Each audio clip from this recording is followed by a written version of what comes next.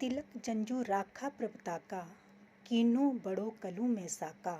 साधन हेत इति जिन करी, शीस दिया पर सी न उचरी। धर्म एत साका जिन किया, शीस दिया पर सिर न दिया। नाटक चेटक किए कुकाजा, प्रभ लोगन कह आवत लाजा। ठीक कर फोड़ दिली सिर, प्रभ पुर किया बयान। तेग बहादुर सी क्रिया, करी न किन्हू आन। तेग बहादुर सी क्रिया, करी न किन्हू आन। आज सारे संसार में गुरु नानक देव जी की नवम ज्योत श्री गुरु तेग बहादुर साहिब जी का आगमन गुरपुरब 400 साला आगमन शताब्दी बड़ी श्रद्धा हर्षोल्लास से मनाई जा रही है। आज गुरु तेग बहादुर जी के पावन बलिदान करके आज हर व्यक्ति अपने अपने धर्म में अपने अपने ढंग से पूजा अर्चना करता हुआ उस वाहिगुरु का, उस खुदा का, उस ईश्वर का, उस अल्लाह ताला का जिस भी रूप में, राम के रूप में, रहीम के रूप में, करीम के रूप में, किसी भी रूप में पूजा अर्चना करने में सक्षम है। तो ये किसकी बदौलत है? ये गुरु तेग बहादुर जी की शहादत की बदौलत है। ये वो अकीदा है, तिलक जंजू राखा प्रभताका, कीनो बड़ो कलु में साका। ये वो धर्म के प्रतीक थे, वो चिन्ह थे, वो धर्म के अंग थे। ये वो अकीदा था जो गुरु तेग बहादुर के धर्म का नहीं था। फिर भी उन्होंने तिलक और जनेऊ की रक्षा के लिए पावन बलिदान दिया। ये दुनिया में बेमिसाल बलिदान है। गुरु नानक देव जी को जब जनेऊ पहनाने की रस्म अदा करने के लिए कहा गया, गुरु पातशाह का पावन शब्द था। इस संदर्भ में उन्होंने कहा, दया कपा संतोख सुत, जत गंढी सतवट। एह जनेऊ जिये का, हई तपांडे खत। ना ए टूटे ना मल लगे, ना ए जले न जाए। तन सो मानस नानका, जोगल चले पाए। अर्थात दया की कपास हो, संतोख का सुत हो, इंद्रिय निग्रह की उसमें गांठी हो। इस तरह का जनेऊ जो कभी मैला ना हो, विकारों की मैल जिसे ना लगे, जो कभी आग जिसे जला ना सके और मरने के बाद भी वो मनुष्य के साथ जाए। अगर हे पंडित जी आपके पास ऐसा जनेऊ है तो मुझे अवश्य पहना दीजिए। अब हम देखते हैं नौवीं ज्योत के रूप में उस तिलक और जनेऊ की रक्षा के लिए गुरु पातशाह अपना पावन बलिदान दे रहे हैं। और साथ ही ये विचारणीय संदर्भ है कि सचमुच वो दया की कपास थी, वो संतोख का सूत्र था, वो इंद्रिय निग्रह की गांठी थी। अर्थात दूसरे धर्म की रक्षा के लिए, मानवता की रक्षा के लिए हर एक व्यक्ति अपने धर्म में अपने ढंग से पूजा अर्चना कर सके, ये वो जनेऊ था। उसकी रक्षा के लिए गुरु पातशाह ने पावन बलिदान दिया।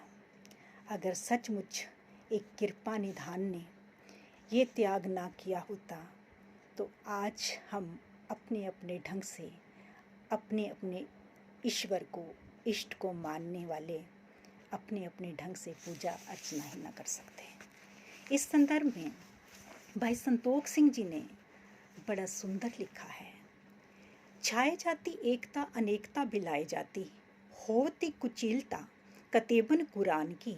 पाप ही पर पक जाते, धर्म धसक जाते, वर्ण गरक जाते, सहित विधान की। देवी देव दोहरे संतोख सिंह दूर होते, रीत मिट जाती कथा बेदन पुराण की। श्री गुरु गोबिंद सिंह पावन परम शूर, मूर्ति ना होती जपते करुणा निधान के। 9 वर्ष की अवस्था थी बाल गोविंद राय की जब औरंगजेब के जुल्म हद से बढ़ गए थे, जो सवा सवा मन जनेऊ उतार कर भोजन ग्रहण करता था। केवल और केवल इस्लाम ही रहे, ये उनकी मंशा थी। सब धर्मों के लोगों को किस तरह सताया जा रहा था। हिंदू धर्म पर कितने जुल्म ढाए जा रहे थे। विशेष तौर पर कश्मीर के पंडित कृपा राम पंडित की अगुवाई में एक शिष्ट दल अनंतपुर साहिब गुरु तेग बहादुर की शरण में आता है।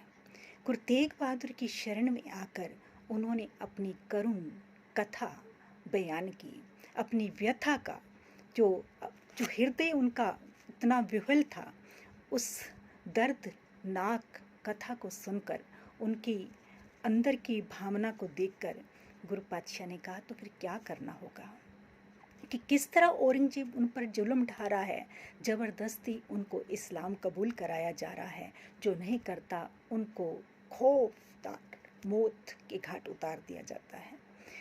तब गुरु पातशाह ने कहा, ऐसे समय में जब बाल गोविंद राय की उम्र और केवल 9 वर्ष है, खेलते हुए बाहर से अंदर आए, गुरु पिता को उनके साथ वार्तालाप करते देखा, फिर कुछ चिंतन करते हुए देखा। पिताजी से पूछा, पिताजी ये लोग कौन हैं, किस कारण आए हैं, ये सब दुखी क्यों नजर आ रहे हैं। गुरु पिता तेग बहादुर जी ने बताया कि औरंगजेब इन्हें ज़बरदस्ती इस्लाम कबूल करवा रहा है। तो बाल गोविंद राय 9 वर्ष की अवस्था में कहते हैं, पिताजी फिर क्या करना होगा, ये शरण आए की लाज रखनी होगी आपको, तो क्या करना होगा। तो कहते हैं किसी महापुरुष को बलिदान देना होगा। 9 वर्ष का बालक तुरंत कहता है, पिताजी आपसे महान कौन है, आप बलिदान दे दीजिए, इनकी रक्षा कीजिए। कौन है जगत में ऐसा जो ये कहे, मेरे सिर से पिता का साया बेशक उठ जाए, पर इन लोगों की बाँह पकड़िए, इनके धर्म की रक्षा कीजिए, मानवता की रक्षा कीजिए। गुरु पिता जो जानते थे, उन्होंने अपने बालक को सीने से लगाया और उस शिष्ट मंडल को ये आश्वासन देकर भेजा कि कह दो जाके औरंगजेब से, अगर गुरु तेग बहादुर इस्लाम कबूल कर लेंगे तो हम भी इस्लाम कबूल कर लेंगे, नहीं तो हम पर जुल्म करना बंद कर दिए जाएं। वो आश्वस्त होकर चले गए। औरंगजेब को जब ये खबर पहुंची, उसकी खुशी का ठिकाना न रहा कि अब इस्लाम कबूल करवाना कितना सहज और सरल हो जाएगा। लेकिन उसके मंसूबों पर तब पानी फिर गया जब गुरु तेग बहादुर जी उसी समय प्रचारक दौरे पर निकले, सबको ये पावन उपदेश देते हुए, भय काहू को देत नहीं, ना भय मानत आन, ना किसी को भय देना है और ना ही किसी के भय में आना है। तो आगरा में गुरु पातशाह को बंदी बना लिया गया। गुरु पातशाह के साथ 5 सिख थे। गुरु जी ने 2 सिखों को वापस भेज दिया। 3 सिख भाई मतीदास, भाई सतीदास और भाई दयाला जी गुरु तेग बहादुर जी के साथ गए। जब दिल्ली पहुँचे, उनको कैद कर लिया गया। उस समय उनके सामने औरंगजेब की तरफ से 3 शर्तें रखी गई। पहला, इस्लाम कबूल कर लो। दूसरा, या फिर कोई करामात दिखाओ। तीसरा, या फिर मरने के लिए तैयार हो जाओ। गुरु पातशाह का बड़ा ही सहज जवाब था, हम इस्लाम कबूल करने नहीं आए। जिसको परमात्मा ने जिस धर्म में भेजा है, वो अपने अपने ढंग से उस परमात्मा की पूजा अर्चना करने की उसको स्वतंत्रता है। हम इस्लाम कबूल नहीं कर सकते हैं। रही बात करामात दिखाने की, करामात दिखाने वाला तो परवरदिगार, वो परमात्मा और अकाल पुरख वाहिगुरु है, जो पल में जल से थल और थल से जल करने में उसको एक पल भी समय नहीं लगता, वो सबसे बड़ा करामाती है। हम करामात नहीं दिखाएंगे, करामात कहर का नाम है। शक्ति के होते हुए भी इतनी विनम्रता से ये जवाब। तीसरा, जो आपकी शर्त वो हमें कबूल है, उसके लिए तो हम चलकर आए हैं। अब औरंगजेब ने सोचा, क्यों ना कुछ ऐसा किया जाए जिससे ये इन कबूल कर लें, इस्लाम धर्म को कबूल कर लें। ये कहा गया कि इनके जो प्यारे शिष्य हैं, पहले उनको खौफनाक जो है वो मौत दी जाए। पहले तो इनके सिख ही भयभीत हो जाएंगे और इस्लाम कबूल कर लेंगे, फिर गुरु जी भी इस्लाम कबूल कर लेंगे। लेकिन ऐसा कुछ नहीं हुआ। सबसे पहले भाई मतीदास जी को आरे से 2 फाड़ करने का हुक्म किया गया। भाई मतीदास से अंतिम इच्छा पूछी गई।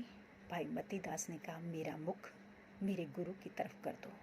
जपजी साहिब का पाठ प्रारंभ कर दिया भाई मतीदास ने। सिर पर जल्लादों ने आरा रखा, आरा चलना शुरू हुआ। भाई मतीदास जी जपजी साहिब की पावन वाणी का इतनी एकाग्र चित्त होकर पाठ कर रहे हैं। इतिहासकार लिखते हैं, जब शरीर 2 फाड़ हो गया, धरती रक्त रंजित हो गई, उन्होंने उफ तक नहीं की। जपजी साहिब का पाठ संपूर्ण हुआ। उस धड़ से, उस शरीर के एक हिस्से से आवाज आ रही थी, जिन्नी नाम ध्याया गए मशक्कत घाल, नानक ते मुख उजले केती छुट्टी नाल। ये दूसरे धड़ से आवाज आ रही थी, दूसरे जो 2 फाड़ किया गया, अर्थात जिन्होंने परमात्मा का नाम सिमरा है, उसकी आराधना की है, वो अपने जीवन रूपी कमाइयाँ सफल कर गए हैं। नानक ते मुख उजले, उनके मुख उज्ज्वल हैं इस जगत में भी और उस परलोक में भी। केती छुट्टी नाल से भाव था कितनों का उनके साथ उदार हो जाना है, यानी वो उनके लिए कितने प्रेरणा स्रोत बन जाएंगे। सचमुच आने वाले समय में सिखों ने कितनी लासानी कुर्बानियाँ दी और गुरु गोबिंद सिंह जी ने तो अपना सारा सर्वंश ही कुर्बान कर दिया। भाई मतीदास को इस तरह से उनको मार दिया गया। उसके बाद इस तरह वो शहीद हो गए, हंसते हंसते शहीद हो गए, प्रभु में एक चित्त जोड़कर बाणी पढ़ते हुए। अब भाई सतीदास को जिंदा रुई में लपेटकर आग लगा दी गई।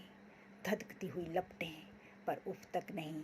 उसी तरह गुरु की तरफ मुख, उसी तरह परमात्मा की बंदगी में लीन। भाई दयाला जी को उबलती हुई देग में उबाल कर ख़त्म कर दिया गया। छलनी छलनी शरीर हो गया, पर किसी सिख ने उफ तक नहीं की। जिस गुरु के सिख इतने सिदक वाले हैं, इतनी श्रद्धा वाले हैं, इतने त्याग वाले हैं, उनका गुरु कितना महान होगा, उनका गुरु कितना महान होगा। अगले दिन गुरु साहिब के सामने फिर वही 3 शर्तें। गुरु साहिब का वही जवाब, ना हम इस्लाम कबूल करेंगे, ना हम करामात दिखाएंगे, मरने के लिए हम आए हैं। फिर अंतिम इच्छा पूछी गई। गुरु साहिब ने स्नान किया। उसके बाद कहा, जपजी साहिब का पाठ संपूर्ण करना है। उसके बाद जैसे ही हम अरदास करके उस अकाल पुरख के चरणों में नतमस्तक हों, तब हमारा सिर जो है धड़ से अलग कर दिया जाए। क्योंकि उस तेग के धनी ने, जिसने त्याग मल से तेग बहादुर नाम पिता गुरु हरगोबिंद साहिब जी ने रखा था, करतारपुर के युद्ध में उन्होंने एक तलवार की इस तेग के जोहर दिखाए थे। आज उस तेग के धनी के सामने वो नग्न तलवार लेकर खड़े जल्लाद, इधर वो बाणी से अपने आप को परिपक्व करते हुए, गुरु पातशाह ने तो इतने साल तक भोरे में रहकर तपस्या की है बकाला ग्राम में, इतनी त्यागी वृत्ति के, इतने वैरागी वृत्ति के, ये त्याग ये वैराग उस समय कितना परवान चढ़ा कि जब तेग से सिर अलग कर दिया गया, तो उस तेग के धनी ने, उस गुरु तेग बहादुर साहिब जी ने उस परमात्मा के चरणों में नतमस्तक होते हुए अपने प्राणों का उत्सर्ग कर दिया। और कहते हैं गुरु तेग बहादुर के लिए केवल हिंदू धर्म की रक्षा नहीं है, ये समूची मानवता के धर्म की रक्षा है। समूची मानवता के धर्म की रक्षा के लिए ये विलक्षण बलिदान है। सगल सृष्टि पर ढापी चादर, धन्य धन्य श्री गुरु तेग बहादुर। समूची सृष्टि पर चादर ढकने वाले, यानी उनके धर्म की रक्षा करने वाले गुरु तेग बहादुर जी की आगमन शताब्दी मना रहे हैं हम। आज भी उनके सिख उसी तरह से आज सारा विश्व कोरोना महामारी से त्रस्त है, हाहाकार मची हुई है। आज भी गुरु के सिख गुरु चलाए जो उनके सिद्धांत हैं, उन पर पूरी तरह से पहरा दे रहे हैं। तन मन धन से आज भी वो अपने हथेली पर जान रख के सबकी रक्षा के लिए हर वक्त हर पल तत्पर हैं। कीर्त करो नाम जपो और वंड छको का पावन सिद्धांत गुरु नानक देव जी ने बख्शा, उस पर आज भी उसी तरह पहरा दिया जा रहा है। कुछ कृतघ्न लोग बेशक ना माने, पर आज सारा विश्व मान गया है इस कौम को, इनके गुरुओं को, इनकी लासानी शहादतों को। इससे पहले गुरु पातशाह जब एक भोरे में तपस्या कर रहे थे, उस समय तपस्या करते हुए कहते हैं एक सिख मक्खन शालूबाना जिसका जहाज डूबने लगा, वो जहाज डूबने लगा, उसने अरदास की उस परमात्मा के चरणों में कि गुरु नानक की गद्दी पर जो भी गुरु विराजमान है, मैं उनके चरणों में 500 सोने की मोहरें भेंट चढ़ाऊंगा अगर मेरा ये बेड़ा किनारे लग जाए, मेरा ये जहाज किनारे लग जाए। तो गुरु पातशाह गुरु तेग बहादुर जी चाहे संसार में प्रकट रूप में गुरु रूप में नहीं आए थे, लेकिन 8वें गुरु जी जिन्होंने दिल्ली में ज्योति ज्योत समाने से पूर्व ये ऐलान कर दिया था, बाबा बसे ग्राम बकाले, दादा लगते थे रिश्ते में, जो गुरु तेग बहादुर जी 8वें गुरु हरकृष्ण साहिब जी के। गुरु हरकृष्ण साहिब जी का जीवन देख लो, उन्होंने भी उस समय भी इसी तरह से चेचक की महामारी फैली हुई थी, उन सभी रोगों को कष्टों को दूर करने के श्री हरकृष्ण ध्याइए जिस डिट्ठे सब दुख जाए, ये पावन पंक्ति अरदास में सम्मिलित है। तो उन्होंने भी एक तरह से त्याग, एक तरह से अपने जीवन का उत्सर्ग किया था उन रोगियों की रक्षा के लिए। आज बंगला साहिब गुरुद्वारा जो सुशोभित है, उसमें वो ठहरे थे और उन दुखियारों की, उन दुखियों को के कोई दुखों का हरण किया था। तो जब उस मक्खन शालूबाने का जो बेड़ा है वो डूबने लगा, उन्होंने अरदास की और जब उसका बेड़ा किनारे लग गया, जहाज किनारे लग गया, तो वो सोचता है अब मैं गुरु साहिब को कहाँ ढूंढूं। तो वो देखता है, जैसे ही पता लगा कि उसने इस तरह की मन्नत मानी है, तो 22 जो है सोडी अपने आप को गुरु कहलाते हुए आसन बना के बैठ गए। जब वो सोचता है कि 22 गुरु सबके समक्ष वो 2-2 मोहरे रखता है, कोई पूरी भेंटा के लिए कोई भी नहीं बोलता। फिर पूछा कि कोई और भी है, तो किसी ने बताया कि एक तेग बहादुर नाम से जो भोरे में तपस्या कर रहे हैं, उनके पास जाता है, उसी तरह 2 मोहरे रखता है, वापस मुड़ने लगता है, गुरु पातशाह उसको बाँह से पकड़ लेते हैं। 500 की मन्नत मानकर सिर्फ 2 रखकर कौन सा वचन निभा रहे हो। तो वो 500 मोहरे रखता है और बाहर आकर ऊंची ऊंची आवाज़ लगाता है, लाधोरे गुरु लाधोरे, लाधोरे गुरु लाधोरे, परदेसी गुरु नोवे का ठिकाना, मिलिया ले जान वाले नो, उनते संगता ने अखियां ते जाना, बेड़े बनने लाने वाले नो, यानी बेड़ों को, डूबते हुओं को बचाने वालों की अब तो संगतें उनसे दूर नहीं रह सकती। इस प्रकार वो प्रकट रूप में, गुरु रूप में बाहर आए। तो जैसे ही गुरु साहिब की शहादत हुई, गुरु साहिब का पावन शीश जो है भाई जैता नाम के सिख ने उठाया और बड़ी तीव्र गति से, क्योंकि हाहाकार मची हुई थी, सबको ये ऐलान कर दिया गया था औरंगजेब की तरफ से, कोई भी शीश या धड़ उठाने की हिम्मत करेगा तो उसका सारा परिवार कोल्लू में पीड़ दिया जाएगा, उसको ख़त्म कर दिया जाएगा। लेकिन गुरु के प्यारे सिद्धकवान सिख भाई जैता जी ने बड़े ही श्रद्धा से नमन करते हुए शीश को अपनी छाती से लगाया और तीव्रता से, तूफानी गति से वो अनंतपुर साहिब पहुंच गया। गुरु साहिब के सामने जाकर जब वो शीश भेंट किया, गुरु गोविंद सिंह जी ने भाई जैता जी को अपनी छाती से लगाया और कहा, रंगरेटे गुरु के बेटे, यानी रंगरेटा गुरु का बेटा, तूने जो कीर्ति, जो यश खटा है वो रहती दुनिया तक बरकरार रहेगा। इसके बाद धड़ का संस्कार लखी शाह बंजारा, जो कि अपनी बैलगाड़ी लेकर उस तरफ से गुजर रहा था, उसे जैसे ही पता चला, घटाटोप अंधेरा छाया हुआ था, हाहाकार मची हुई थी, चित्कार मचा हुआ था, सारे रुदन कर रहे थे, लेकिन किसी की हिम्मत नहीं थी कि वो धड़ या सिर को हाथ लगा सकें। तो उसने धड़ को उठाया, अपनी बैलगाड़ी में डाला, अपने घर पहुंचकर उसने अपने घर को, पावन धड़ को अंदर रखकर, किसी को कानो कान खबर ना हो, अपने घर को ही आग लगा दी। ऐसा सिद्धकवान सिख, जहाँ पावन शीश गिरा वहाँ शीशगंज साहिब गुरुद्वारा सुशोभित है।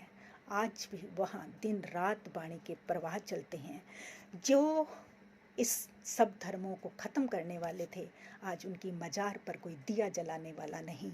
और जहाँ पर ये शीश गिरा, वहाँ आज भी दिन रात वाणी के प्रवाह चल रहे हैं, लंगरों के प्रवाह चल रहे हैं, सेवा हो रही है।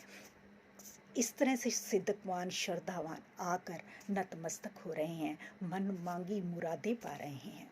और जहाँ लखी शाह बंजारा प्यारे सिख ने गुरु साहिब के धड़ का पावन संस्कार किया, वहाँ गुरुद्वारा रकाबगंज साहिब जो है वो सुशोभित है। और मक्खन और उनके नाम से एक बहुत बड़ा हाल जो है बना हुआ है, जो हर साल वहाँ पर एक बहुत बड़ा समागम करके उस सिख के प्रति सारा सिख पंथ जो है श्रद्धा से नतमस्तक होता है। तो गुरु पातशाह का जीवन, पावन उपदेश, जहाँ सोने और मिट्टी को एक रूप मानने की जो शिक्षा दी गई है, जहाँ ये कहा गया है कि कोई भी अंत में सहाय नहीं होना, केवल परमात्मा का नाम जो है वो आपके साथ जाएगा, या किए हुए परोपकार जो है सेवा और सिमरन, दो चीज़ें हैं जो गुरु के दर पर भी परवान है और उस निरंकार के घर में भी परवान है।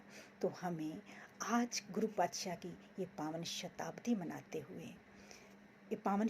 मनाते हुए हमें किस तरह का जीवन जीना है। काश हम गुरु पातशाह के व्यक्तित्व अथवा कृतित्व में से एक भी पंक्ति या गुरु पातशाह के पावन उपदेश में से एक भी उपदेश हृदय से आत्मसात कर लें, तो ये जगत जलंदा जो है, आज जो हाहाकार मची हुई है, चित्कार मची हुई है, जो दुख से प्राणी इतने बिलख रहे हैं, इतनी मौतें हो रही हैं, दर्दनाक मंजर बना हुआ है, उससे निजात हो सकती है। क्यों नहीं हो सकती? वो परमात्मा सर्व कला समर्थ है। आज भी हम निस्वार्थों से ऊंचे उठकर अगर कुछ करना चाहेंगे तो हम उस परमात्मा के सभी प्यारे बच्चे हैं, और ऊपर परमात्मा हमारे गुनाह बख्श देगा और हमारे पर कृपा करेगा। एक बार फिर सभी को गुरु पातशाह की आगमन शताब्दी की तहे दिल से बहुत बहुत मुबारकबाद, और परमात्मा के चरणों में यही अरदास कि परमात्मा हम सब के हृदय में वही दया, वही प्यार भर दे, वही सुकून जो हमारी असल में धर्म, हमारी संस्कृति है। हम क्यों उससे बेमुख हो गए हैं? हम क्यों नहीं फिर उससे जुड़ जाते और फिर सबके लिए दुआ करें, क्योंकि दुआ में बहुत बड़ी शक्ति है। जो बात दवा से बन ना सके वो बात दुआ से होती है। मुर्शिद जब कामिल मिलता है तब बात खुदा से होती है। वाहिगुरु सब पर रहमत करे, कृपा करे, फिर हम उसी तरह से मिलजुल कर प्यार से रहना सीख जाएं, गुरु पातशाह के पावन उपदेशों से पर चलते हुए। भय काहू को देत नहीं, ना भय मानत आन। इस तरह का जीवन बना लें, उस एक पर विश्वास रखें, एक पर श्रद्धा बना कर रखें, तो परमात्मा सबका जो भला करता है। रोज़ हम सरबत के भले की अरदास करते हैं, नानक नाम चढ़ती कला, तेरे भाणे सरबत का भला। वाहिगुरु सब पर कृपा करे, अपनी असीम कृपा से हमें नवाजे। यही बेनती करते हुए एक बार फिर पुनः गुरु पातशाह गुरु तेग बहादुर जी की आगमन शताब्दी की आप सबको बहुत बहुत मुबारकबाद, बहुत बहुत मुबारकबाद। वाहिगुरु सब पर कृपा बनाए रखे, मेहर करे, कृपा करे, तरस करे। हम जगत जलंदे में फिर उसी तरह से शांति से, प्यार से, मानवतावादी दृष्टिकोण से जी सकें। कोई त्रुटि हो गई हो तो क्षमा याचिका हूँ। वाहिगुरु जी का खालसा, वाहिगुरु जी की फतेह।